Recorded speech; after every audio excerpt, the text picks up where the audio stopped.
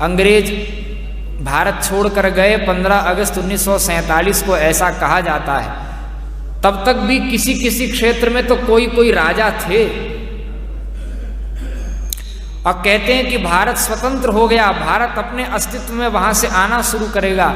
लेकिन ईमानदारी की बात यह है कि 15 अगस्त 1947 के बाद से ही भारत में अगर देखें तो प्रत्यक्ष रूप से विधर्म का शासन आया। मुसलमान क्रिश्चियन लोग शासन कर रहे थे, फिर भी देशी राजा लोग संघर्ष कर रहे थे, अपनी अपनी परंपरा चला रहे थे। लेकिन सरदार पटेल ने उन सबको समेट दिया और क्या कर दिया, रिपब्लिक इंडिया की घोषणा कर दी। तो किसी अंश में जहां धार्मिक शासन व्यवस्था थी उसको भी समाप्त कर दिया। और जिस प्रकार के सनातन धर्म की परंपरा प्राप्त महापुरुष उस समय संघर्ष करके धर्म की रक्षा कर पा रहे थे, एक समय ऐसा आया था, मैं ध्यान आकृष्ट करना चाहता हूं, ध्यान से सुनिए। अकबर के काल में भी एक समय ऐसा आया था जिस समय अयोध्या और वृंदावन आदि व्रज का जो क्षेत्र है, अवध का जो क्षेत्र है, वहां गोमांस की क्या, मांस मात्र के व्यापार में जीव मात्र की हत्या पर प्रतिबंध लग गया था। श्री रामानंदाचार्य इत्यादि के काल में, अकबर के समय में ऐसा समय आया, विधर्मियों के समय में भी ऐसा हुआ।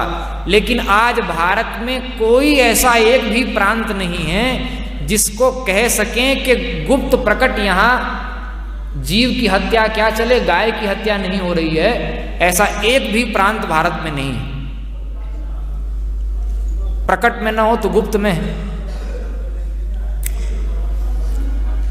और जिस देश में शासन करने वाले शासक और शासनिक व्यवस्थाएं, जगत गुरु जी बार बार कहते हैं, हमारी भगवान के लिए भी जो पूज्या हैं, भगवान ने भी जिनका पूजन किया, भगवान ने भी जिनकी सेवा की और नंगे पैर गायों को भगवान ने जंगल में चराया, ऐसी विश्व वंद्या जो गौ माता है, जो सनातन धर्म के रीढ़ की हड्डी है, अगर गाय नहीं तो यज्ञ नहीं, गाय नहीं तो अन्नौषधियां नहीं,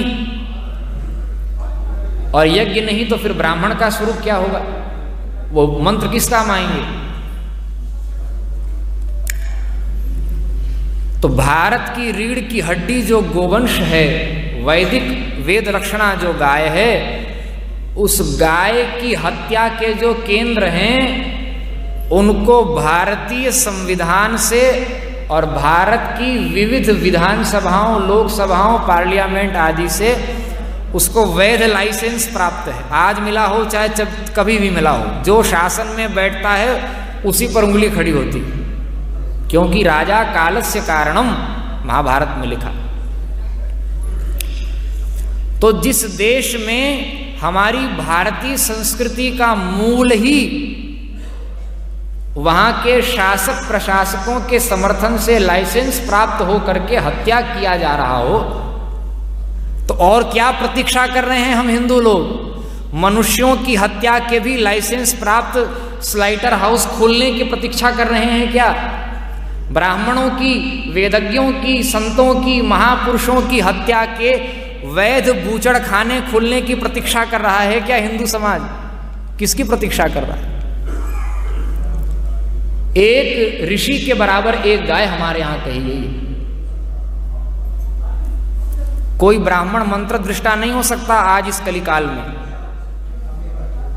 लेकिन उस मंत्रज्ञ ब्राह्मण से भी ज्यादा गाय की महिमा है, क्योंकि ब्राह्मण में केवल मंत्र की प्रतिष्ठा है, हव्य की प्रतिष्ठा ब्राह्मण में नहीं है। हव्य कव्य की प्रतिष्ठा गाय में है, मंत्र की प्रतिष्ठा ब्राह्मण में है।